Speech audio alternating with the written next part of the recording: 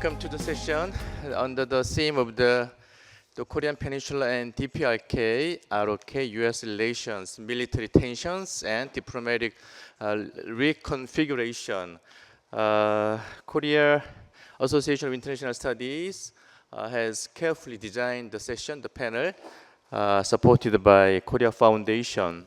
Well, the war in the Middle East is ending, and people in Korea, many experts in Korea, think about the possibility whether President Trump will, take a look at the Kim Jong-un, North Korea, again, as he did in 2018.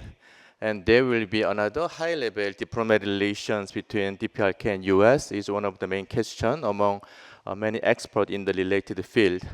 And also, in the last end of the February, North Korea dramatically revised their constitution to include their nuclear capability in the introduction of their constitution. And also, interestingly enough, they included part of their nuclear doctrine in the process of the constitutional revision. It is another dramatic event and happening as well. So we have three renowned scholars from US and Korea. One of the most well-known American experts in the field of the U.S.-Korea relation, Patrick Cronin from Hudson Institute, and Professor Lee Kyung-seok, Yonsei GSIS, and also Professor Choi Young-seop, the two professors from Sunbun University. The two scholars is one of my best, senior expert in U.S.-Korea relation. And we have also three renowned discussants, designated discussants, Professor Park Jong-chul from Gyeongsang National University, and Baek Seung-jun from KINU, Korea Institute for National Unification. And lastly, Dr. Bak Young-han from, KAIDA, Korea Institute for Defense Analysis. Considering the time schedule, please forgive me, I will give you only 15 minutes to the three speakers. Please share your, the key argument of your paper, and we'll give you 8 to 10 minutes to three designated discussants. Okay, so please, Dr. Cronin, could you start the session? Professor Park, thank you very much. It's a delight to be back here at the KIS annual conference and a distinguished discussion. You mentioned right away the idea that there might be more diplomacy between President Trump and Kim Jong-un, and I will just tell you up front that I think that is possible, but it's going to be constrained, and my paper largely highlights some of the structural constraints, some of the strategic environmental constraints that are on U.S.-North Korean relations, on U.S.-China relations, and indeed even on the alliance. There's so many titles to this conference and so many large words. It's just a reminder that the world is in flux and we're not sure exactly how to refer to it. But we all agree that the environment is complex and that from my perspective, as I summarize my paper in 10 points, the first point is simply to say that the competition that we see in this region in particular is enduring. It's long-term. This is not a short-term phenomenon. So even though we are referring to the world in sort of speed and change, AI-driven, changing relationships, unpredictable United States, the reality is the continuum and the long-term duration of these crises are going to be here for some time. I point to specifically three interconnected challenges. There are others, but these three are central to this argument. The first being the US-China intense competition. It's not going away. Despite constructive strategic stability, it's here to stay. It's structurally built in to both China's policy and the US interests in policy as well. If I could just point to one of many hard power facts, I would draw your attention to the idea that for the first time in history, an Asian power can project military power, conventional and nuclear, across the entire Indo-Pacific region. And I'm referring to China. Now, the North Korean challenge is also not some short-term dilemma. It is a long-term challenge, as you all know. And it's increasingly able to build nuclear weapons. It's certainly trying to acquire more enriched fissile material for nuclear weapons. That's a stated goal of the regime.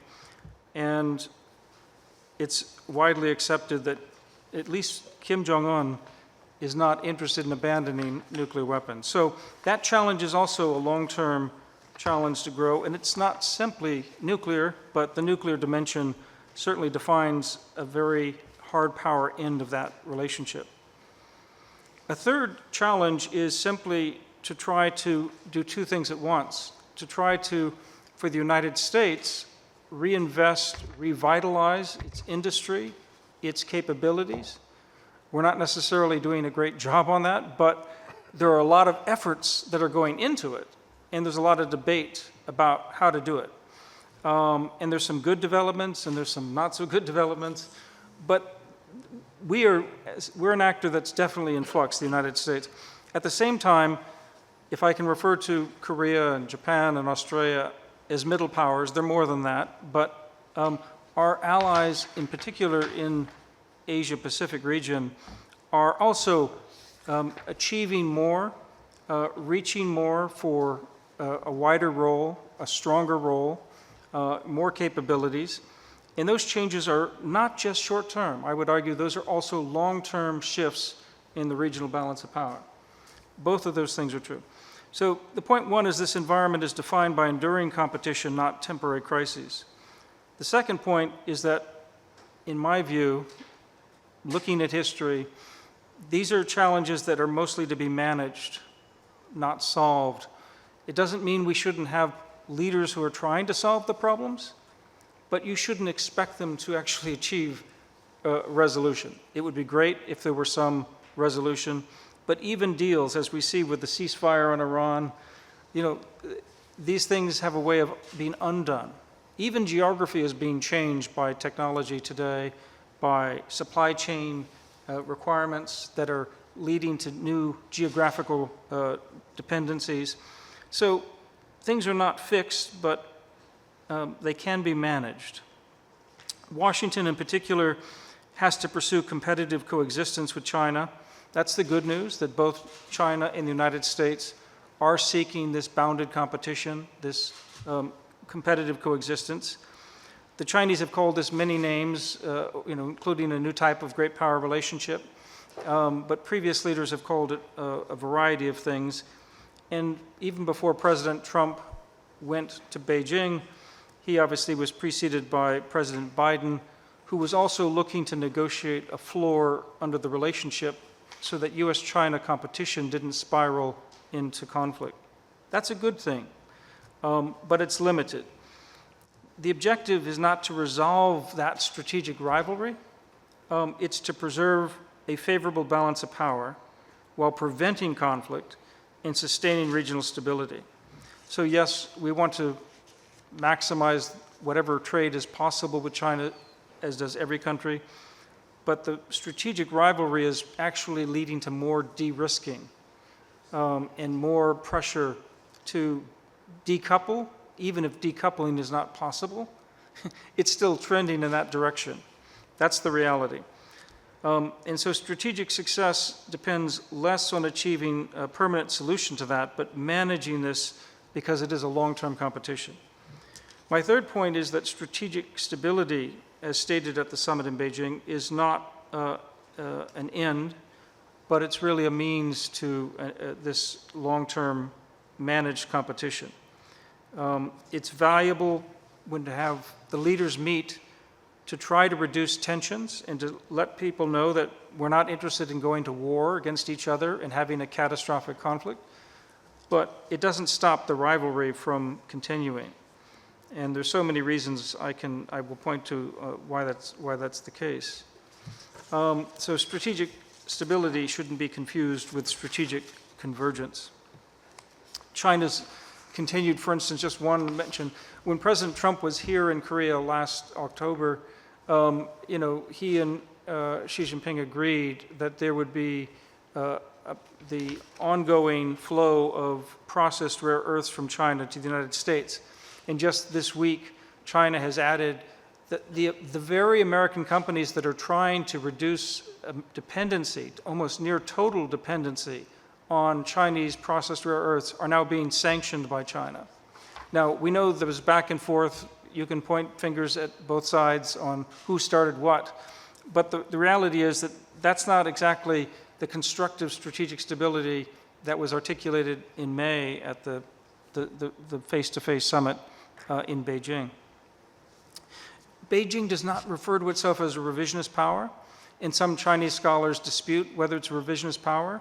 But I would argue that China defines its global international position in a way that is effectively revisionist, because it argues that the US-led order must be reduced. It must be followed up with a more China-friendly order, in effect. And that is a type of revisionism, whether they want to call it that or not. The fourth point is that China is competing across every domain of national power. And this is important because I know we want to talk about North Korea. I know South Korea wants to talk about North Korea.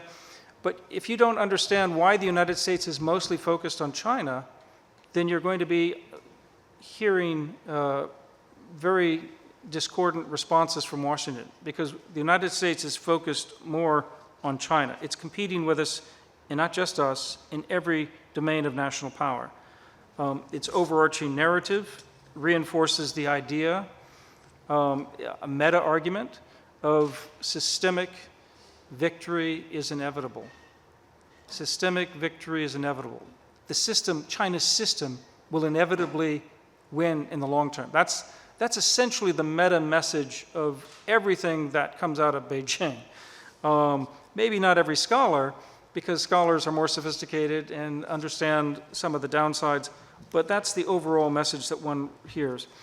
Even when Chinese scholars acknowledge serious weaknesses in China's economy, the line out of China is that this economy is inevitably going to get stronger. And yet, we have prolonged property downturn, we have weak private investment, there's no consumer demand, the export overcapacity problem is riling relations with Europe, the United States, and other major trade partners.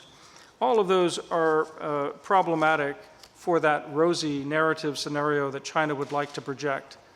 And that doesn't mean that that's failing. It doesn't mean that other countries are doing better, but it does put it into a context of saying China has a lot to grapple with. It's not a simply straightforward success story that they're dealing with. America's greatest advantage has continued to be our combined military power with allies, but also our ability to innovate in technology, for dynamism, for an open international economic system.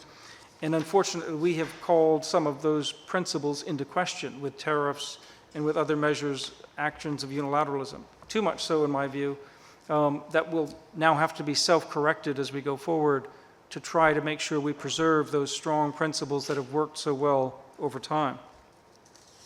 Fifth, North Korea has to be approached with strategic realism. So the fact that the South Korean government has articulated the end framework of engage, normalize, denuclearize in a three-phased approach that starts with a freeze and that leads to partial arms control, then eventually denuclearization, that's all good to spell out. That's a lovely theory. But we can't get past the first step right now. And President Trump has made it clear that he will meet with Kim Jong-un without any precondition. Kim Jong-un has made it clear there is a precondition. You have to accept us as a nuclear weapons state, basically. That precondition makes it almost impossible for these leaders to meet. But President Trump, leaders have agency, and President Trump will find a way to finesse that He's already referred in the past to North Korea as a sort of nuclear power. So words can be used widely and ambiguously. And if that's satisfactory to Kim Jong-un and Kim wants to meet, there will be a meeting later this year.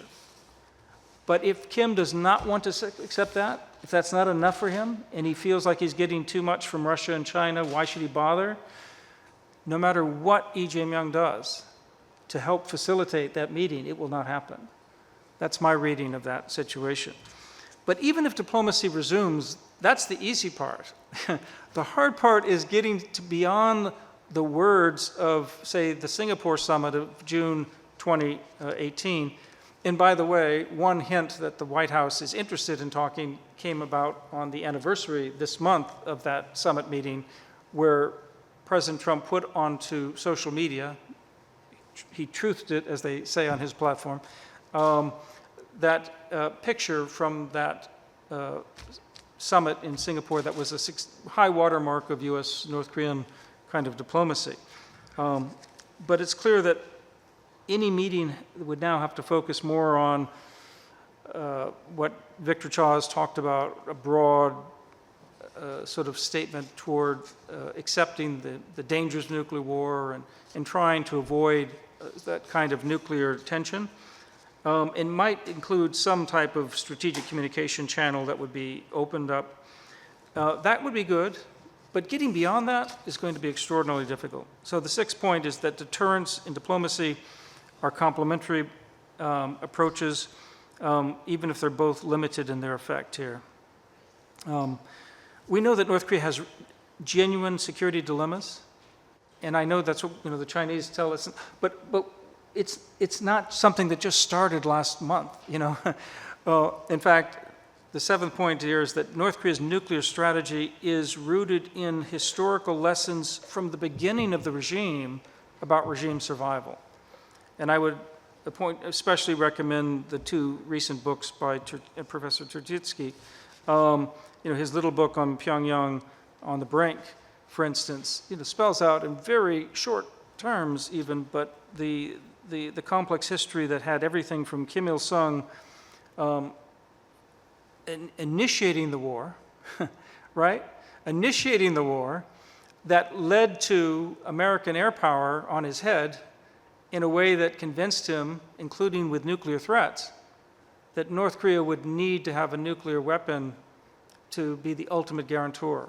And he solidified that by sending his physicists to Russia, to the heart of the Russian Nuclear Sciences Center in Dubna, for training, for signing nuclear deals with both the Soviet Union and China in 1959, establishing Yongbyon nuclear facility in 1962, putting a reactor there that was provided by Moscow in the 60s. And you go on through this history, and then being convinced when Park Chung-hee had a covert nuclear program, Plan 890, that had to accelerate North Korean thinking about this. And when North Korea lost its patron in Moscow with the end of the Cold War, and China was opening up and working on international economy, even more obvious was that North Korea was going to need a nuclear weapon. So this is not something that just started. This is deeply ingrained inside the Kim regime. We have fights in private in the United States about these issues behind closed door, because policy experts will argue the details. Oh no, we were close to getting a deal that would limit these things. And Joel Witt has written a very big book on this fallout, and you can read it, and he has some good points that are made there. But I think there's good reason to question whether or not the deep structural forces for nuclear deterrence for North Korea has not been driving this whole history. Very briefly, just that the U.S.-South Korean alliance must evolve beyond the peninsula. It's not just about North Korea, though. It has to increasingly be about deterrence in the wider region. This is an interconnected region. And it has to be not just about military, it has to be increasingly about technology and industry. And we see this in so many ways, but the South Korean government has agreed to a $350 billion investment in the United States that is controversial, that's extraordinarily big as part of the economy. And right now, there are high-level discussions taking place about the first tranche of some of that expenditure in both shipbuilding and some of the strategic sectors. Now that South Korea has managed to construct this legal mechanism this month to make this happen. And so there will be announcements very shortly on these issues, including dealing with shipbuilding, on nuclear energy, and on other issues that are critically important. Meanwhile, South Korea is also was singled out by Secretary Hegseth at the Shangri-La Dialogue when I was there in Singapore less than a month ago, I can't remember, a few weeks ago, for spending the 3.5% of GDP on defense and setting kind of a gold standard for allies. So South Korea is doing all of these things, big investment, big defense spending. What does it get in return? And one of the things that it wants in return is the implementation of the joint statement that was hard-fought, negotiated over at the end of October last year. And on that include support for a nuclear-powered, conventionally armed submarine and fuel and reprocessing avenue to help make that happen. And the other one we'll hear about is the OPCON transition issue. The one thing about the OPCON transition issue that continues to be the sticking point, no matter how good the technical thinking is, and there needs to be very strong, clear-eyed technical thinking because there are real challenges moving forward, is that this is also a long-term problem. This is not something that just came about, with Lee Jae-myung's administration's arrival.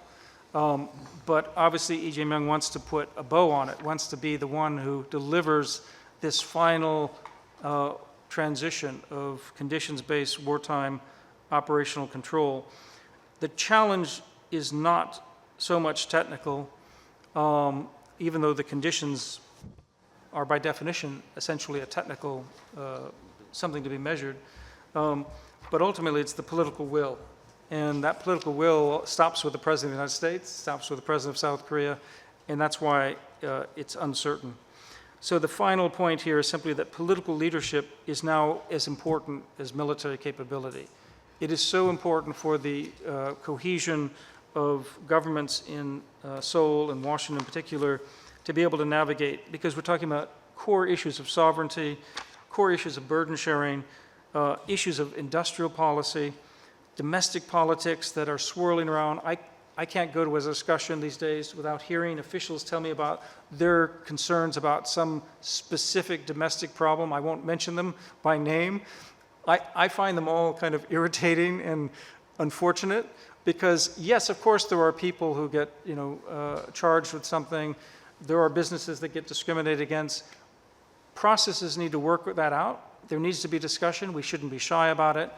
But at the same time, people who are at the center of leadership have to keep their eye on the ball of what this is all about. And that's this favorable balance of power, about a forward-looking alliance that builds not just continued military deterrence, but industrial and technological leadership for the future. So I'm going to stop there. I hope I didn't go over time. Thank you so much. Thank you, Dr. Cronin. Yes, as he, thank you again for sharing very productive and meaningful your insight regarding the Korea-U.S. relation and also many regional issues as well. Yes, as he pointed out, after the second Trump administration, President Trump officially mentioned that identified North Korea as a nuclear power 2 or 3 times. And also Secretary Hegseth also mentioned that officially, the previous 3 decades denuclearization process was not that much productive and kind of the meaningless one. So in any discussion or action for denuclearization of North Korea is now kind of against their, value of a rule of the Constitution. Okay, yes, we do. Thank you again. Dr. Professor Lee Kyung-suk, okay? Yeah. Thanks for having me today. It is my great privilege to be invited to this Korea Foundation panel. And I find it especially meaningful that we gathered on the June 25th the 76th anniversary of the outbreak of the Korean War. It is a profound honor to speak on the security of the Korean Peninsula on such a historical and symbolic day. We remember how the war began and reflect on the deterrence that has kept on uneasy peace ever since. My name is Kyung-Suk Lee. I'm an assistant professor at Yonsei JSIS. Today I would like to talk about a question that is the very center of the South Korea security debate, the transfer of wartime operation control. But I will approach this topic from a different angle that I believe has been surprisingly overlooked. What OPCON transfer does, the effect of OPCON transfer on the US extended deterrence for South Korea. Let me briefly explain where we think stands. As you all know, South Korea's OPCON transfer has run on conditions-based framework since 2014.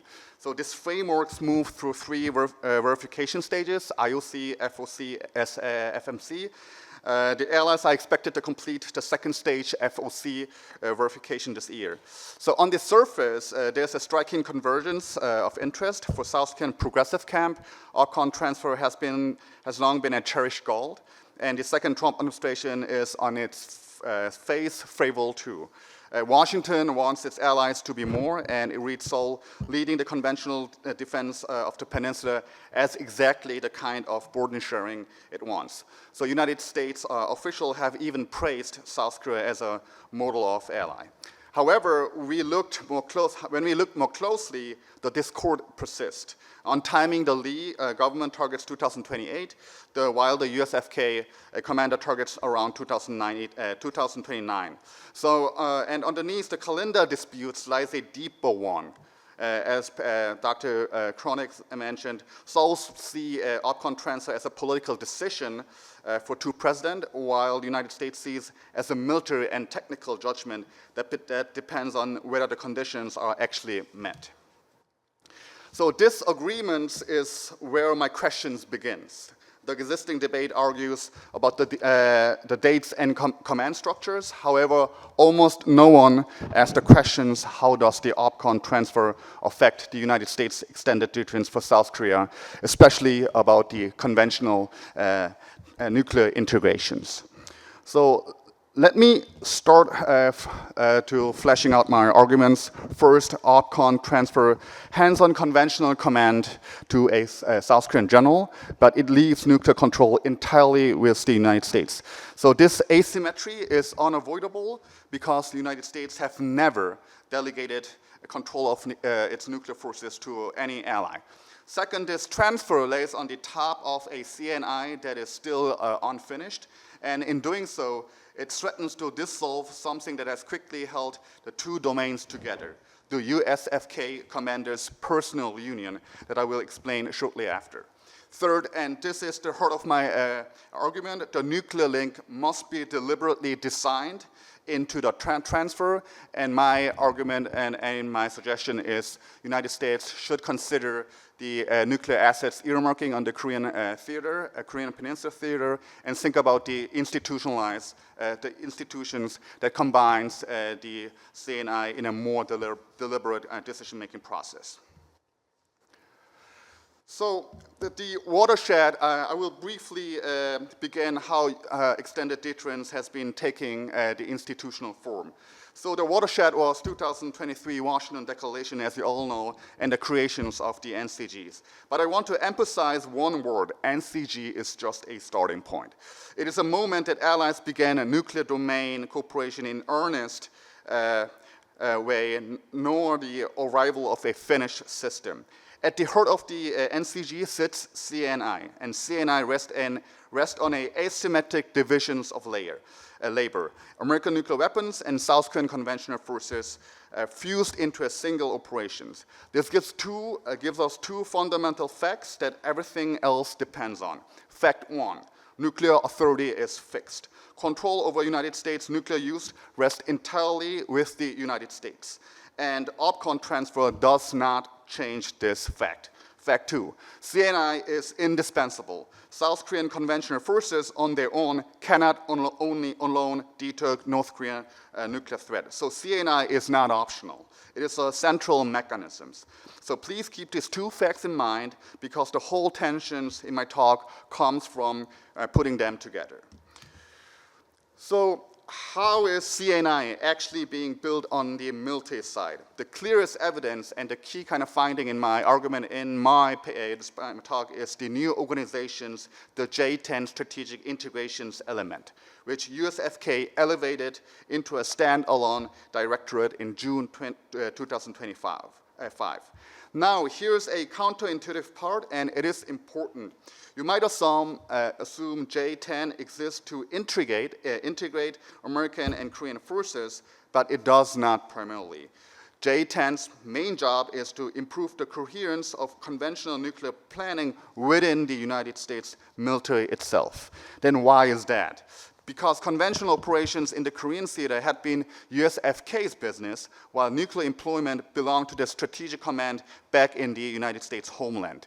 J10 exists to connect together these two American strands. The very fact that the United States had to create J10 tells us that the organization functions for CNI is still being built.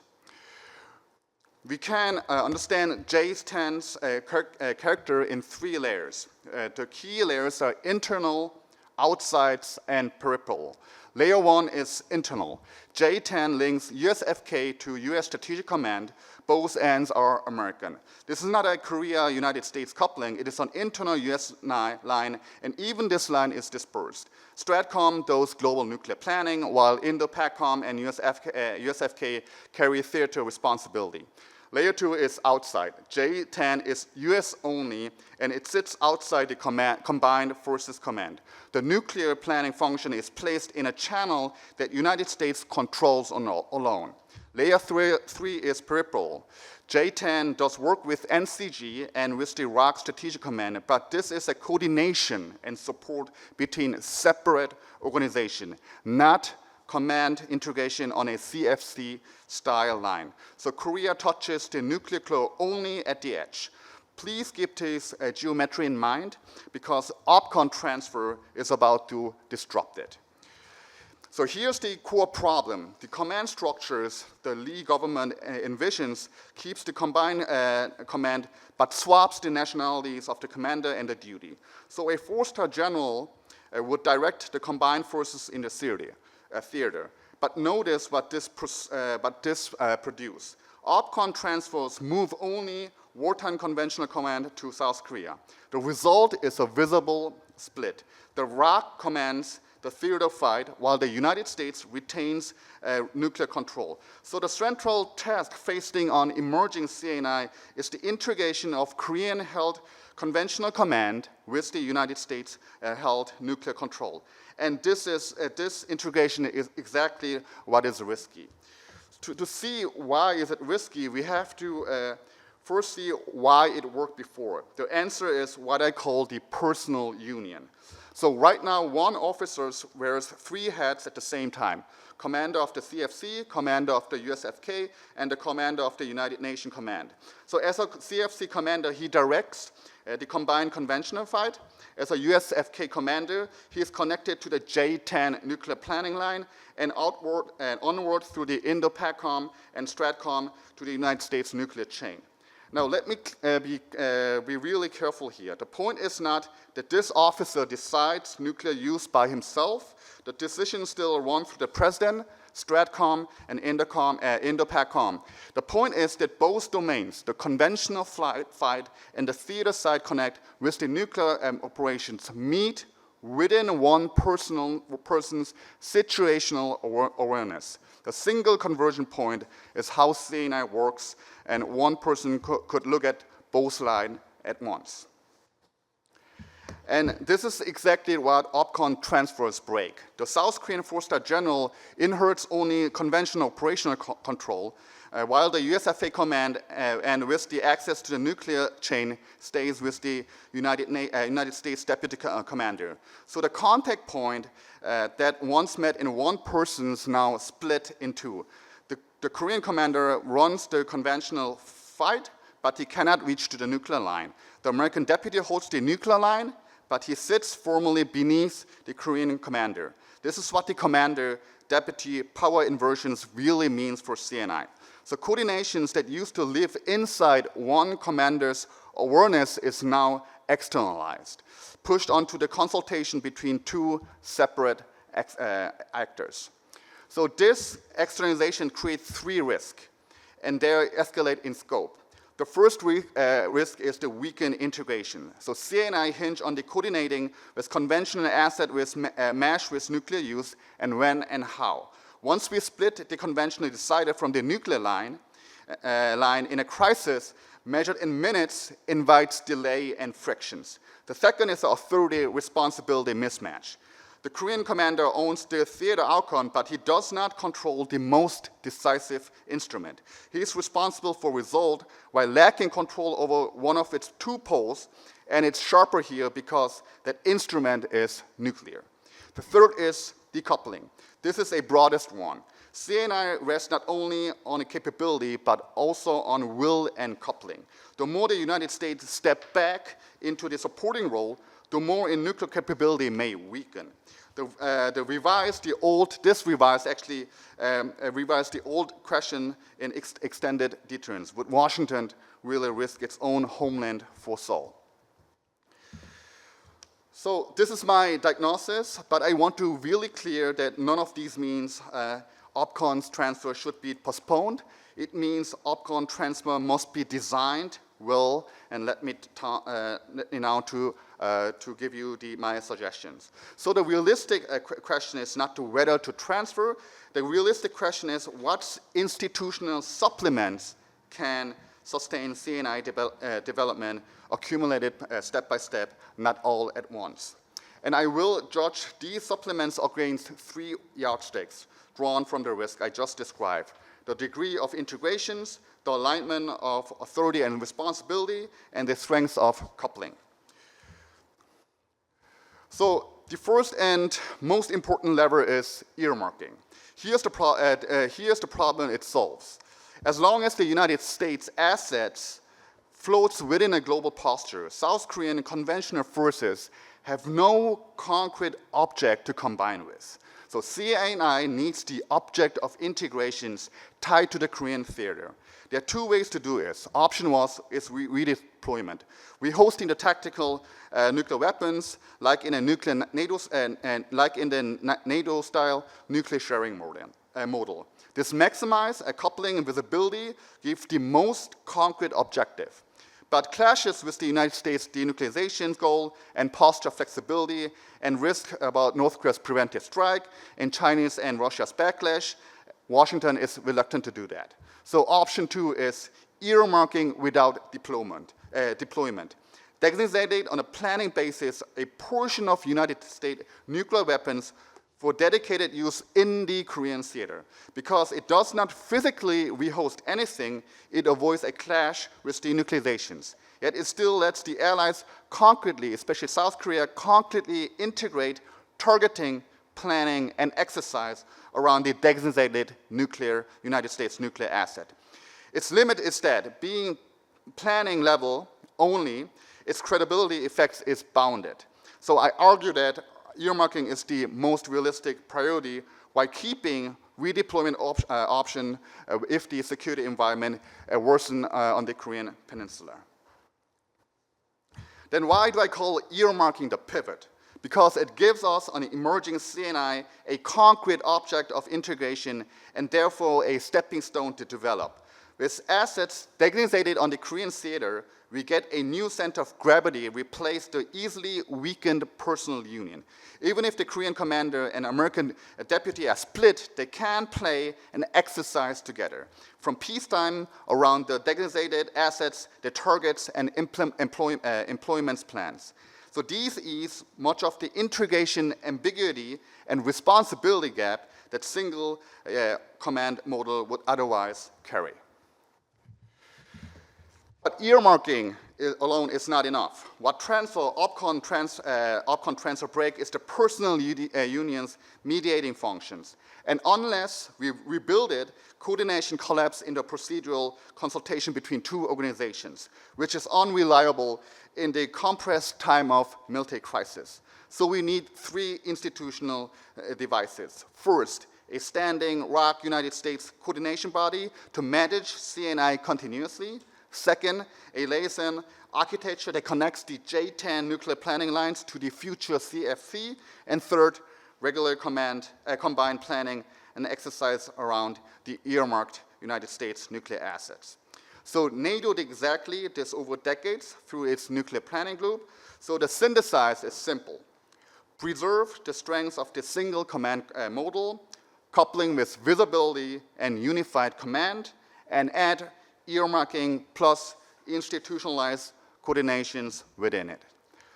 For the sake of the time, actually, I prepared several slides for to apply my prescriptions in a scenario-based examinations, but given the time limit, I will skip it. I will more than happy to talk about these issues during the Q&A sessions. So I will wrap up my presentations. So please recall my central questions. How does OPCON transfer affect the nuclear dimensions of the two alliances? Let me close with three takeaways. First, the problem. By splitting conventional command from nuclear control, OPCON transfer weakens the personal union and risk fracturing a still unfinished CNI. Second, the response. This fracture is manageable, not inevitable. Earmarking nuclear assets to the South Korean and Korean Peninsula Theater and institutionalization of coordination mechanisms can replace the personal union once dead. And third, the central argument. The success of OPCON transfer turns not to the speed of the transfer, but on the institutional design that keeps CNI developing step by step with the Korean capability and the pace of transfer keep in alignment. Thank you so much for your presentation, and I'm happy to answer your questions during the Q&A sessions. Thank you, Professor Lee. He raised very critically important question regarding transfer of OPCON of ROK and the US. And in terms of the CNI, he's also suggested very specific solution and the answer how to solve the problem. Well, Dr. Lee, let's keep our eyes on what will be the answer and plan of the two government. Okay, thank you. Yes, whether we can finalize the transfer of OPCON within 2028 is very sensitive issue currently. Okay, I will invite Professor Choi Yong-sup. Yeah, he is also a renowned scholar on security issue and Korean foreign policy. So, please, the floor is yours. Okay. Okay. Yeah, good afternoon. Thank you for the opportunity to present. My name is Yong-sup Choi from Someone University. Well, this research asks us what happens when an ally becomes more strategically useful to the United States, while American protection becomes less predictable. I call this condition transactional ambiguity. My argument is that for South Korea, it produces asymmetric entrapment, deeper incorporation into US-China-focused deterrence without equivalent assurance that US protection will remain stable. Okay. Well, strategic ambiguity has long been familiar in East Asia, especially in the Taiwan Strait. It created uncertainty for a potential adversary about the conditions of US intervention. Yet allies still operated within a durable security order built on treaties, forward deployment, combined deterrence, and consultation. Under Trump 2.0, the uncertainty moves closer to the guarantee itself. The question is not only when the United States would act, but whether support might be delayed, reprised, or exchanged within a broader bargain. This leads to the research question. How does the growing incorporation of the Korean Peninsula into US-China-focused deterrence reshape South Korea's strategic dilemma? Under an administration that treats alliance commitment as selective, transactional, and conditional.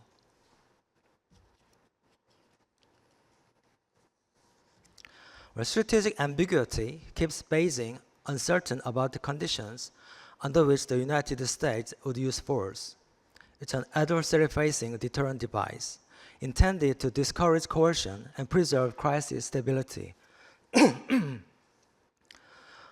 On the other hand, transactional ambiguity operates differently. It leaves allies as well as adversaries uncertain about whether U.S. support will be maintained, delayed, reprised, or traded against other objectives. The object of uncertainty is therefore no longer simply military intervention. It's the protection bargain itself, its scale, cost, timing, and political meaning. In this sense, the guarantee becomes politically negotiable.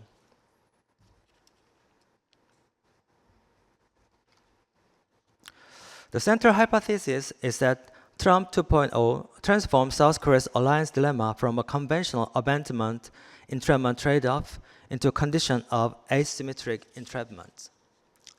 The peninsula becomes more operationally embedded in U.S.-China-focused deterrence.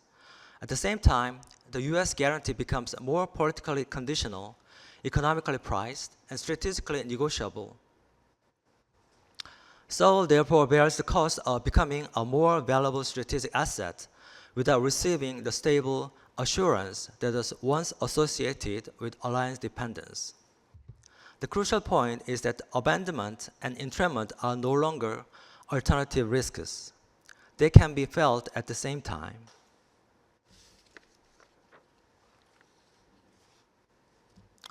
This PPT is based upon my manuscript, which proceeds from literature review to concept to the repricing of alliance commitment, South Korea's exposure, and the limited forms of agency available to Seoul. So my presentation would be in the same order. There are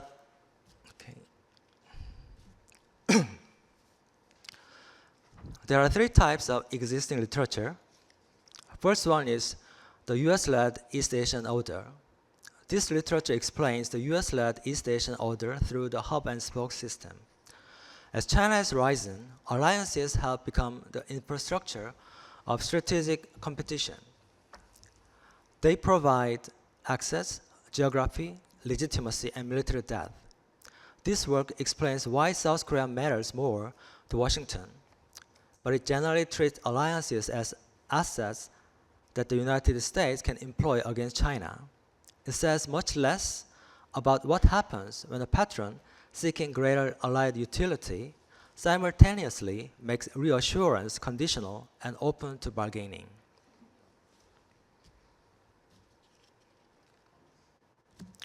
The second literature is about the alliance security dilemma. Abandonment is the fear that a patron will withhold support. Entrapment is the fear that close alignment will draw a country into its allies' conflict. Snyder's insight is that reducing one danger can increase the other. Yet these accounts generally assume that abandonment and entrapment occur within a relatively settled protection bargain. They do not fully address a condition in which the political terms of the bargain themselves become conditional and open to revision. The third literature is about South Korea between Washington and Beijing. This also shows how China can impose geoeconomic costs, as the third episode demonstrated through through firms, tourism, and culture. The implication is that deeper integration into US regional deterrence may generate costs not only in the military domain, but across trade, technology, tourism, and supply chains.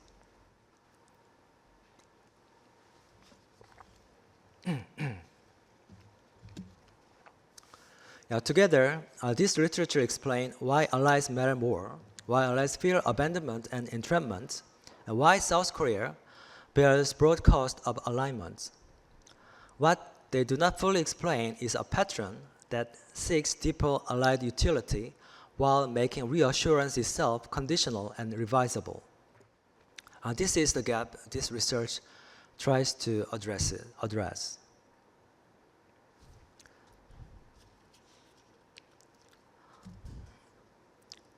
Okay, then this is conceptual framework of my research. This table summarizes the distinction of the two ambiguity. Strategic ambiguity concerns the conditions and timing of U.S. military intervention. Its primary audience is the adversary, and its purpose is deterrence and crisis stability. The alliance order remains a relatively stable background condition. Transactional ambiguity, on the other hand, has a different object. It concerns the terms of protection itself, how much support, at what cost, under what conditions, and with what political meaning. Its audience includes allies and adversaries alike. Its function is to price, condition, and revise the guarantee across policy domains. The alliance bargain is therefore no longer merely implemented. It becomes an object of recurring negotiation.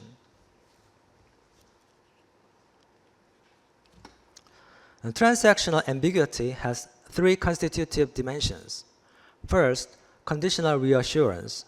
Treaties, forces, formal institutions may remain in place, but reassurance becomes segmented, contingent, and subject to repeated political assessment. Second, cross-domain valuation. Security is tied to cost sharing, arms procurement, trade concessions, industrial investment, technology policy, and tariffs. Security is therefore no longer evaluated in a separate strategic sphere. Third, executive revisability. Institutions survive, but their practical interpretation becomes more dependent on presidential discretion, summit diplomacy, and direct bargaining. The point is not that alliances disappear, it is that their operating logic has changed.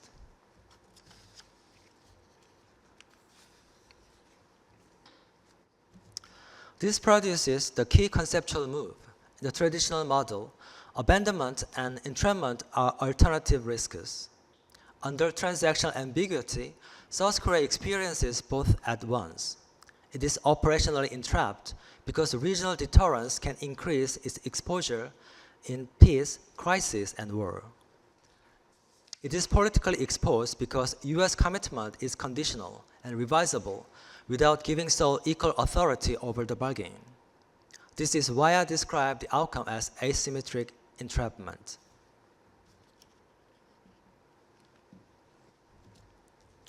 Now, South Korea is the critical case. Because the peninsula remains indispensable to deterrence against North Korea, but its value is increasingly reframed through China-focused regional deterrence. Geography, bases, ports, airfields, missile defense infrastructure, and defense industrial capacity now matter far beyond peninsula defense. The language of the peninsula as a fixed aircraft carrier, or more recently, dagger, captures this shift. The point is not simply that forces are stationed in South Korea. It is that the location, permanence, and infrastructure of the alliance can support a wider regional strategy. As the strategic value of South Korean assets expands, Washington has stronger incentives to demand access, investment, procurement, and political alignment in return.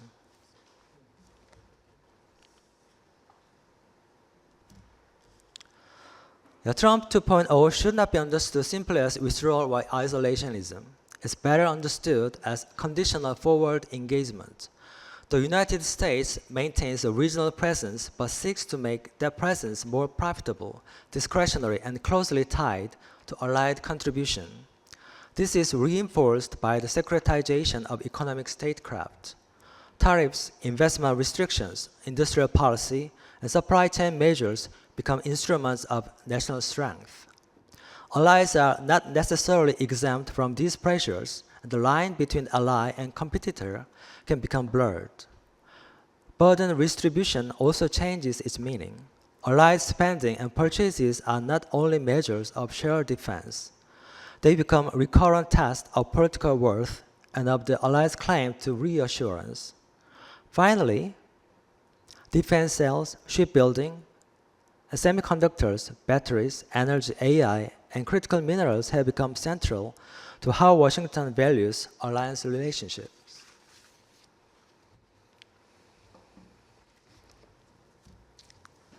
In practice, South Korea consequently faces triple exposure. To the north is a nuclear-armed North Korea in a more difficult strategic environment. To the west is China, at once a major economic partner and a source of possible geo-economic coercion. Across the Pacific is a U.S. administration that treats commitments as conditional and revisable. These pressures converge as the peninsula's value to U.S. strategy expands, while the terms of reassurance becomes less settled.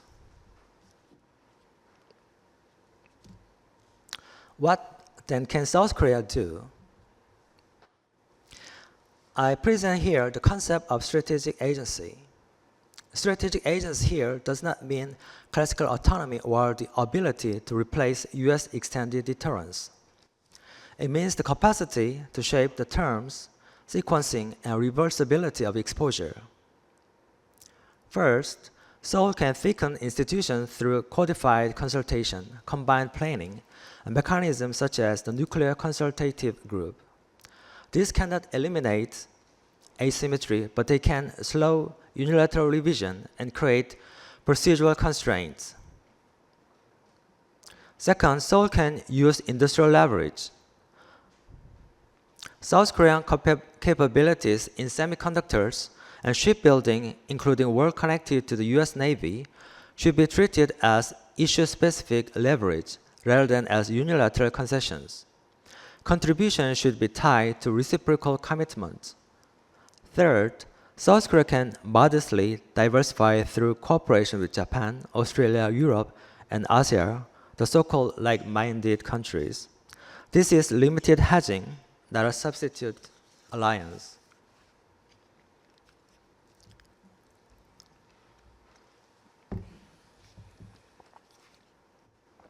Okay, I'll skip here.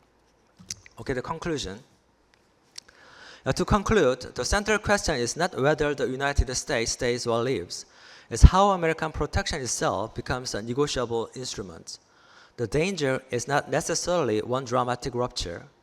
It's the accumulation of individually reasonable concessions on spending, procurement, access, industrial policy, and regional roles that may harden into structural subordination. South Korea is the critical case, but the argument has broader relevance for Japan, Taiwan, and Philippines and European allies of the United States. Strategic importance does not automatically produce stable reassurance. Yes, thank you. Thank you, Professor Che. It is very interesting research question regarding the dilemma of Korea and also Northeast Asian security condition. Okay, in terms of the U.S.-China competition-oriented approach by the U.S. Okay, let's invite three discussants and Professor Park Jong-chol and Dr. Baek Seung-jun and Dr. Park Yong-han. Okay, Professor Park, please. Good afternoon. I think it is important we need accurate information about the other side, China, and we need to understand how China and North Korea actually think. Here's the problem. China needs our military cooperation and alliance as one of the main reasons North Korea built up its nuclear weapon in the first place. For Beijing, this is a security dilemma concern. China worries the region is sliding towards a bloc versus bloc standoff. Korea, the US, and Japan on one side, North Korea, China, and Russia on the other. This month, in June 2026, Xi Jinping traveled to Pyongyang. I sat down with a Chinese scholar to talk through what just happened. And today, I want to explain how China sees its own interest in all of this. The other panelists have described the structure of the international military order. I want to do something different. I want to come at it through a single case. Let me be honest about the limit here.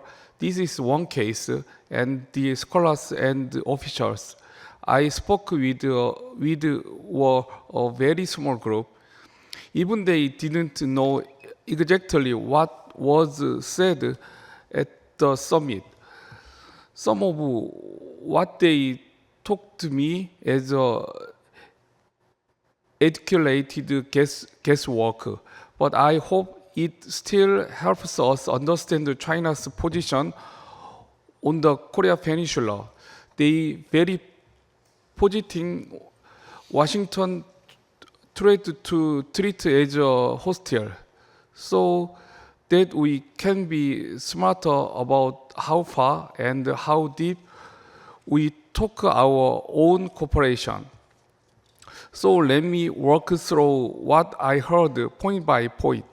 First, China believes North Korea built its nuclear program inside the security dilemma, and that our trilateral cooperation and alliance played a real role in pushing those weapons to higher level.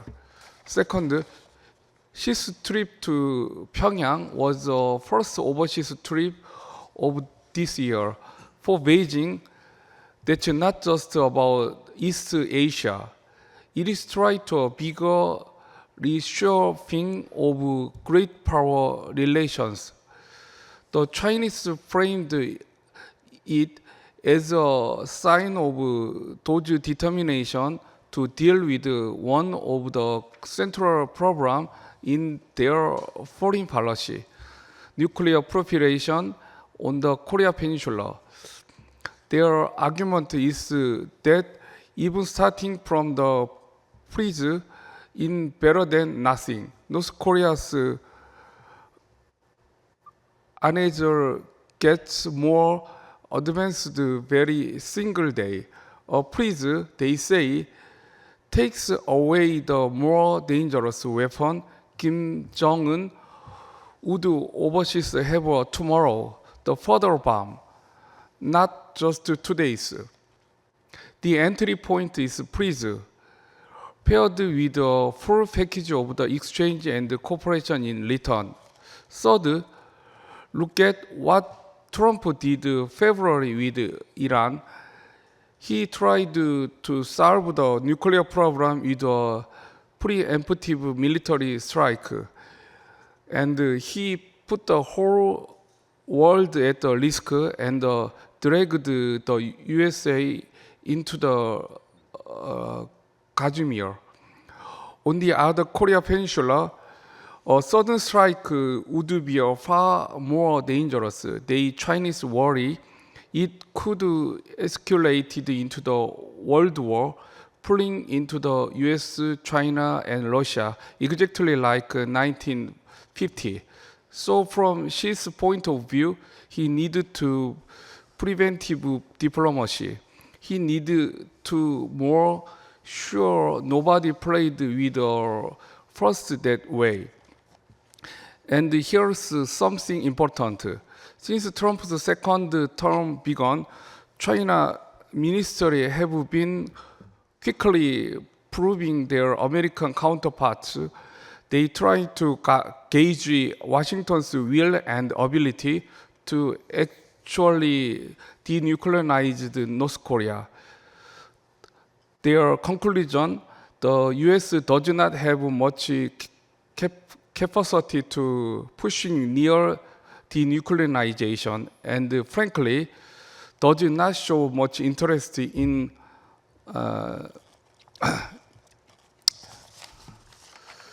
Fourth, remember that China and Russia spent 300 years at war with each other, but since Russia invaded Ukraine, for the first time in history, Russia actually respects China.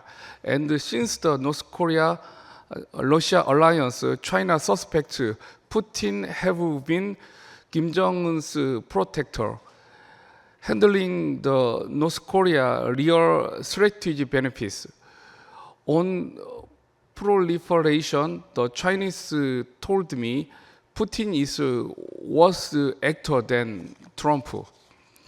Fifth, When the Lee Jae-myung government came in, Beijing expected movement, denuclearization talk, or restart a dialogue between the two Korea governments. Instead, the two Korea hardened into the hostile two Korea relations. Apart from Oman's soccer friendly, there have been no contact at all. So against the backdrop, North Korea and China negotiated on the two track, full exchange and the real nuclear freeze. On the first track, for the first time in history, they announced the comprehensive exchange and cooperation. On the second track, military exchange. This is the where Chinese scholars get nervous, going all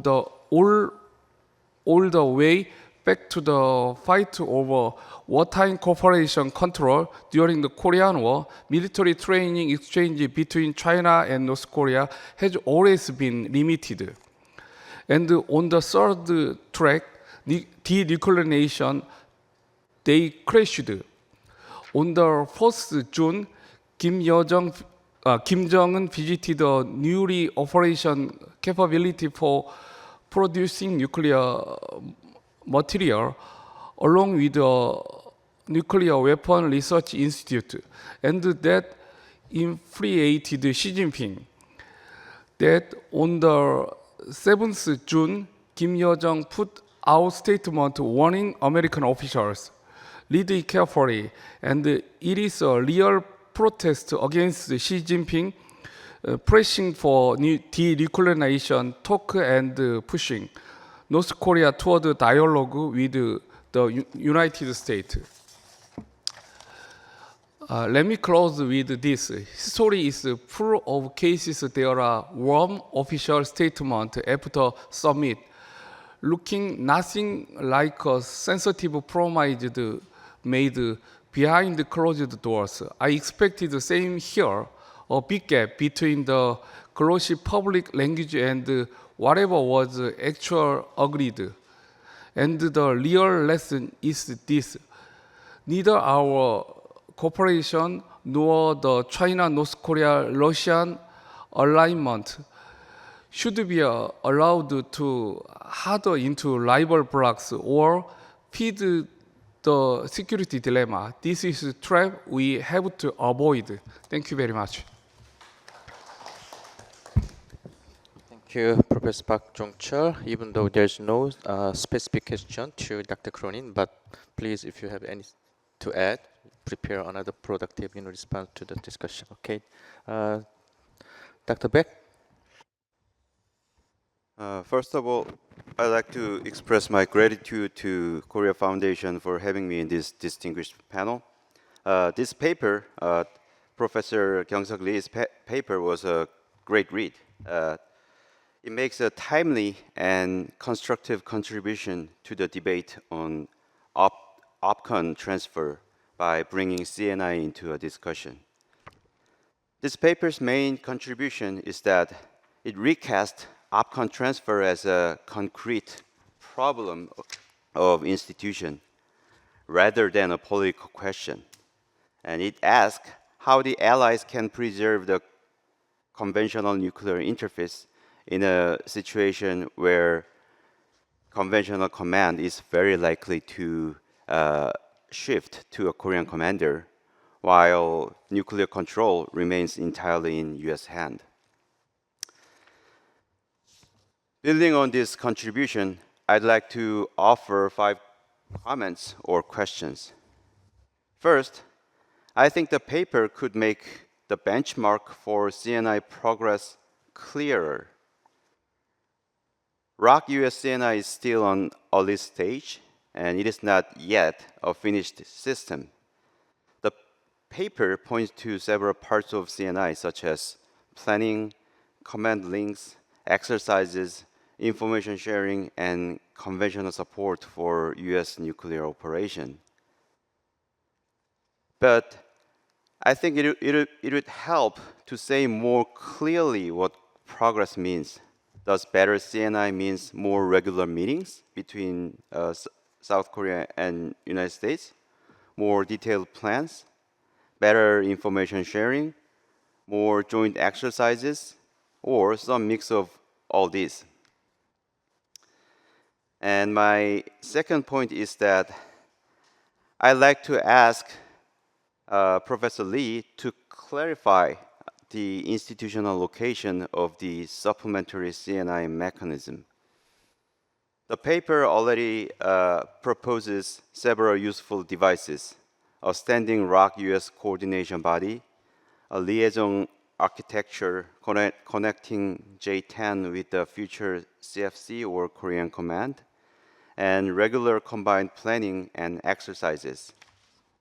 But my question is whether this mechanism would be, where this mechanism would be anchored in terms of institution. Would the standing coordination body operate under the NCG? Or would it be embedded within the future CFC? Would it be built on the existing J10 ROC strategic command channel? Or would it be a new alliance body that connects these institutions from outside? And this clarification matters because the current CNI architecture is already quite complex and very, very complicated. So your policy recommendation would become more actionable if it explained whether the supplementary mechanism would be created as a new body or whether it would be upgrade and connect existing institutions that are already emerging. And personally, I would lean toward the second option as it is more cost efficient or cost effective. Third, I think the paper could clarify the link between command structure and supplementary mechanism clearer.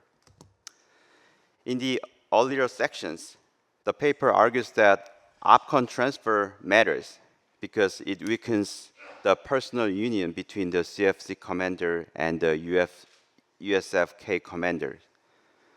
And before transfer, one commander has access to both the combined conventional fights and the United States nuclear planning line. But after transfer, that link may be split between a Korean commander and a US deputy commander. But in Section 5, the scenario sometimes seems to shift the focus away from this personal union problem.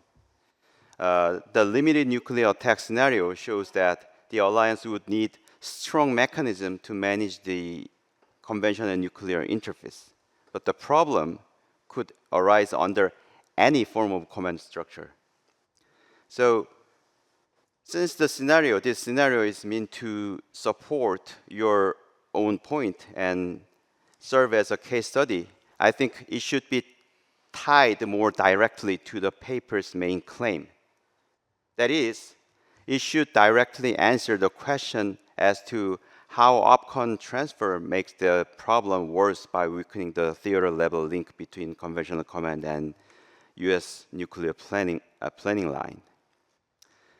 Fourth, I found the earmarking proposal persuasive and creative, especially as a planning tool. And as I understand it, earmarking gives the allies as a concrete object for CNI planning. It helps them plan, exercise, share information, and define Korean conventional support missions around designated US nuclear assets. And that will make CNI more practical and actionable. But the paper also presents earmarking as a way to strengthen visibility, coupling, and credibility. That is very important, but I think the argument would be sharper if it separated the planning role of earmarking from its role as political signaling. Earmarking may help reassure South Korea politically, but its more original contribution seems to be operational. It gives the allies as a concrete basis for CNI planning. So that's why I think this operational function should be the focus of the earmarking section instead rather than visibility, coupling, and credibility. And fifth, I'd like to ask about the relationship between CNI credibility and a broader deterrence effects. The paper shows well that OPCON transfer may weaken the operational credibility of CNI. If conventional command and nuclear control are separated, coordination may become harder, especially in a fast-moving crisis. At the same time, this doesn't necessarily mean that deterrence as a whole becomes weaker. Greater Korean operational autonomy could make North Korea worry that even a limited attack might trigger a faster South Korean response and perhaps pull the United States into a large crisis. So my last question is this: could the deterrent effect of greater Korean autonomy partly offset the loss in CNI operational credibility? In other words, even if OPCON transfer makes controlled conventional nuclear coordination harder, could it also raise the risk of escalation in a way that strengthens deterrence from North Korea's point of view? So overall, this is an interesting and informative policy piece, and I'm pretty sure that this paper will get published in a reputable journal anytime soon. Thank you. Thank you, Dr. Baek Seung-jun. Okay, finally, I will invite Dr. Park Yong-han for the comment, okay? Thank you for an excellent presentation. And good afternoon. My name is Yong-han Park from the Korea Institute for Defense Analysis. First of all, I'd like to thank you for inviting me to this meaningful event. Actually, my main research focus is in North Korean military affairs, including evaluating North Korean threat and developing strategy to respond to them. Naturally, issues related to the Lacoste alliance are also something I follow closely. In that sense, today's discussion is helping me to get a great deal. I found Professor Choi's paper both timely and something provoking. The paper argued that the Lacoste alliance is changing in an important way under Trump 2.0. According to the author, the Republic of Korea is no longer facing the traditional alliance dilemma between Abemman and Itaewon. Some say also not choosing is not an option for middle power. Anyway, instead, it is entering a new condition that he calls asymmetric entailment. The key idea is that the United States is moving from strategic ambiguity to transactional ambiguity. In the past, strategic ambiguity was mainly directed at China. The goal was to keep Beijing uncertain about whether and when the United States would intervene. Dr. Choi argued that under Trump 2.0, uncertainty is no longer limited to military intervention. The alliance commitment itself has become more conditional and more open to negotiation. I found this argument highly persuasive. In fact, I have spent the last several years working on related issues. However, I have often struggled to find a convincing answer. Actually, I gave a presentation at the National Assembly this Monday on a topic very similar to this paper. I focused on the alliance modernization between South Korea and the United States, as well as the strategic flexibility of a United States forces stationed in Korea, some of including OPCON. It was clear that this is a highly controversial issue politically. Reaching a conclusion that everyone could agree on was quite difficult. I think there are two reasons for that. First, much of the debate has become focused on a simple question: should the Republic of Korea choose the United States of America or People's Republic of China? In recent years, many people have argued that there is no longer any middle ground. They also claim that ambiguity is no longer possible. I have always found this difficult. If we choose one side completely, we immediately face strong counter-argument from the other side. Every option comes with significant cost and trade-off. Second, the alliance itself has become more complicated. The United States remains our most important ally. At the same time, it has become a more demanding and less predictable partner, especially during the Trump era. This is why I think Professor Tre's concept of transactional ambiguity is so useful.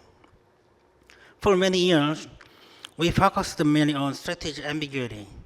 As a result, we may have overlooked an important trait in our alliance itself.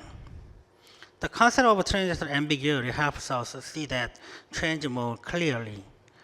Of course, anyone who has observed President Trump can easily recognize his preference for transactional relationship.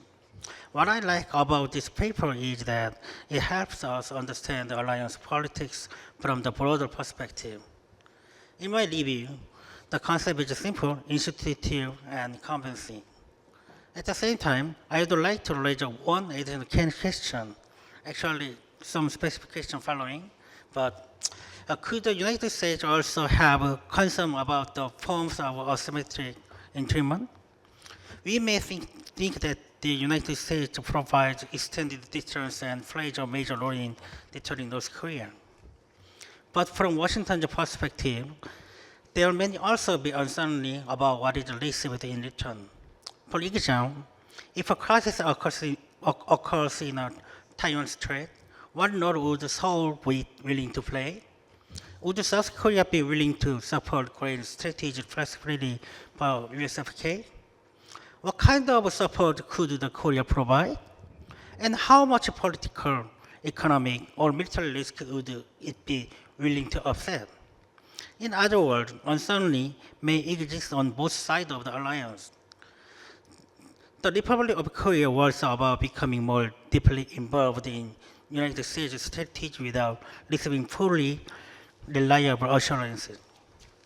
At the same time, the United States may wonder whether a key ally would be willing to share enough of the burden during the region crisis. Of course, we should be cautious about drawing a direct parallel. The United States and the Republic of Korea have a very different level of power and strategic influence. I believe this question does not weaken Professor Tre's argument. Rather, it shows how useful his concept is. The idea of transactional ambiguity helps us better understand the growing uncertainty that both allies may face under Trump 2.0. In fact, next week I will be in Beijing discussing regional security issues, including the Lakas Alliance with the Chinese foreign policy officers and researchers. So today's discussion has been very helpful for me. Thank you. Thank you, Park Yong-han. Well, I will give 2 or 3 minutes, absolutely under the 3 minutes, to the 3 speakers. If you have any response to the 3 discussants. After we have the 3, speakers' answers or response, I will probably, if time allow, I probably have 1 or 2 questions from the audience. Okay, so if you have any question, please prepare your question. Okay, let's start, Dr. Cronin.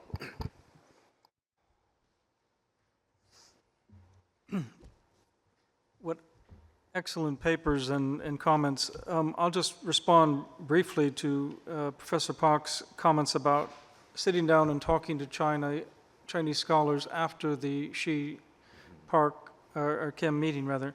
I think that's very useful, and thank you very much for sharing. Having said that, things that the Chinese scholars did not mention. China is embarked on the biggest nuclear buildup in its history, and it's focused on a competition with the United States. So before the United States does anything, we have to deal with the fact that China is doing this. And one of the implications of that is that it means that helping the United States, helping South Korea reduce the North Korean nuclear tension is a secondary issue for Beijing. It's not a primary issue. In fact, in some ways, it helps to create a problem for the United States, your big competitor. Secondly, the Russian conflict, the idea that this somehow changed 300 years of history and has led for all Russians to now respect China should be asked as a question more than a statement. I understand that's what they maybe told you, but I'm skeptical that, say, Vladimir Putin really doesn't have some other feelings about China as well. Meanwhile, Xi Jinping's rush suddenly to go back to Pyongyang after 7 years needs to be seen in the context of exactly that. Russia's getting too close to Kim, getting too close to North Korea, and he needed to reassert Chinese influence over North Korea and on the peninsula. So that shows both the competition in the Russia-China relationship and the fact that China's adamant that it wants to be ultimately the decision maker. Everybody must ultimately take their decisions through Beijing before there are major consequences on the peninsula or in the region. And then finally, I just think China is not going to be delivering, this is not your point, but some Americans after Trump's meeting with Xi Jinping thinking that somehow Xi Jinping could deliver North Korea. Well, the Chinese don't think they could deliver North Korea. And they have good reason to think they can't because Kim has long rejected their sort of lead or anybody's lead. But also, Trump doesn't actually think that China will deliver. I think what the president has said to other officials in Washington is simply that, look, if China is willing to help, we'll be happy to have their help. But in reality, we don't expect their help. So I just add that as a footnote from an American perspective, what's really going on inside the White House, that's closer to the reality of the thinking rather than some of the speculation that the US was counting on China to deliver North Korea, to come to the summit, to start a process that could ultimately lead to denuclearization. Thank you. Great, thank you. Thanks for the great comments, Dr. Peck. I have honestly admit that the main difficulties to prepare this kind of manuscript and answering a question is getting the right information from the Korean side. So so most of my information that I collected, that I use in my manuscripts, it is from the official kind of reports or news or the websites headlines from military U.S. Korea military agencies. So answering your questions, I don't know the details in a specific way that you are curious about. I'm also really curious about what would be the really specific kind of coordination between Washington and Seoul in terms of CNI, in terms of nuclear sharing, in terms of like co-planning or targeting whatever. So I don't know exactly the information. But I'm talking more in a really general sense, the directions, the overall holistic view. And also about the institutions. So I mean, it's a great comment. So there could be two possible way thinking about the future CFC. It could be a single command structures or parallel command structures. But in either way, I think the OPCON transfer anyhow weakens the connections between CNI. But what would be the most, more like a favorable or a optional kind of alternative that we can come up with? I think it's the parallel command structures.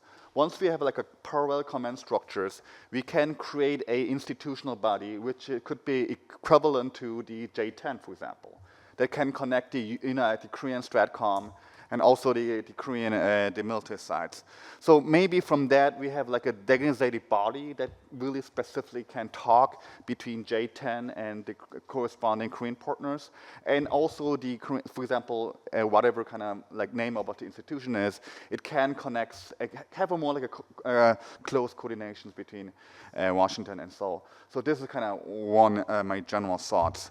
About the signal, about your question 4, I think, yeah, I mean, so earmarking, or in a really extreme kind of case, like redeploying United States like technical nuclear weapons on the Korean side, it definitely have an operational kind of, it could be understood from the operational side. But at the same time, as you mentioned, it could be as like a signaling and an insurance side. But I think anyhow, in either way, this earmarking kind of behavior, or like a rehosting or redeploying United States nuclear assets to Korea, it's actually give a more stronger deterrent signal to North Korea. And it's actually can more assure South Korean people, I would say. So I don't think it's a contradicting kind of options between the operational kind of path or the signaling kind of way. But yeah, this is the way that we can think about more plausible or more thinkable options to strengthen the CNI. Yeah, I will stop here, and I will leave the time for Mr. Chair. Okay, thank you very much. Thank you very much, Dr. Park. I found your points are very valuable, and I think it will strengthen my arguments. As for the first inquiry, it is not between the United States and China that we should choose. U.S. as an ally has been a beneficiary for South Korea to a great extent, and it will be.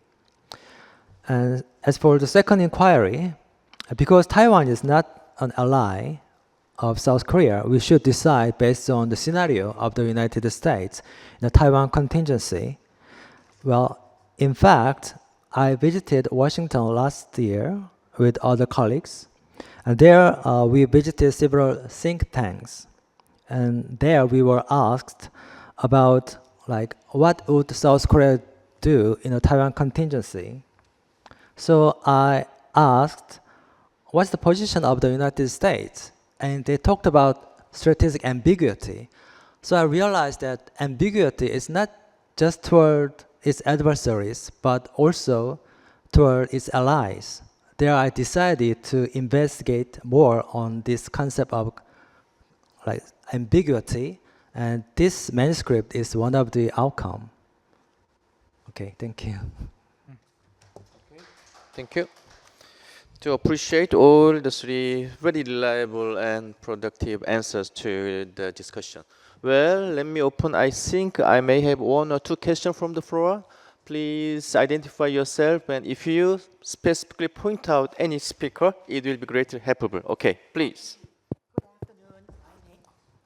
Good afternoon. My name is Jong-eun Lee from North Greenville University, and my question is directed to Dr. Patrick Cronin.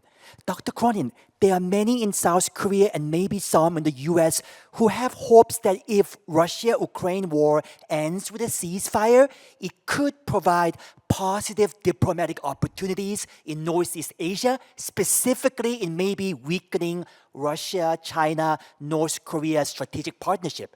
From your perspective, do you share this optimism, or are you more skeptical that regardless of what happens to Russia-Ukraine war, the current partnership between Russia, China, and North Korea is long-term sustaining?